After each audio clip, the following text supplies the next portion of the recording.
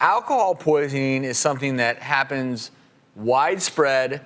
You may not realize how often it occurs unless you live in an environment where either you're around youth, colleges, but 50,000 cases of alcohol poisoning per year. And that's simply where people's blood alcohol concentration gets so high, either so quickly or over the course of an evening, that they lose the ability to perform not only higher functions, but some of the more primitive functions like, breathing. That's It's a pretty significant function. Important. So swallowing too, and that is the so that when big you throw concern up, it with just goes down alcohol the wrong way. poisoning. It's not so much that, you may wake up the next day and regret something you've said. You may not wake up at all.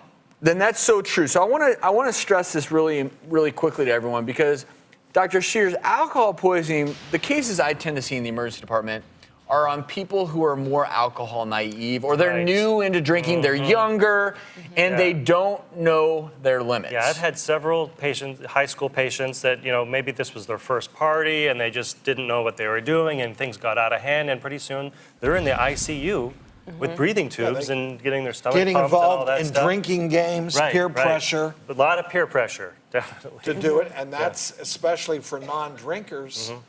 And there's another thing that can happen so too. fast. A lot of people can have alcohol blackouts and engage in activities that can, cause them to contract STDs that they could die from and things like that. So I think this is one of the reasons why it's so important to talk to your kids and just have them aware. A few weeks ago, my 12-year-old, he's in 7th grade, and he actually asked me, "Hey, Dad, I think we were at dinner and I was having a beer or something," and he said, "Dad, how much beer do you think I'd have to drink before I feel it?"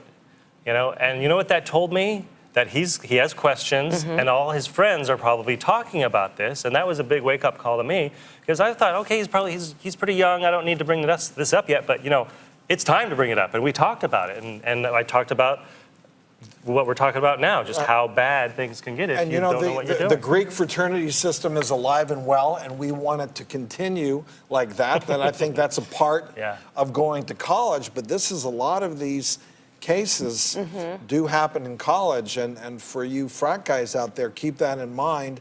You don't want to lose a brother, and you don't want to lose your frat. Well, and it's the women who go to college as well. They don't metabolize alcohol as quickly. Yes, I have a really funny story, actually. It ended up fine, but a college student came into the emergency department, and he was violently drunk.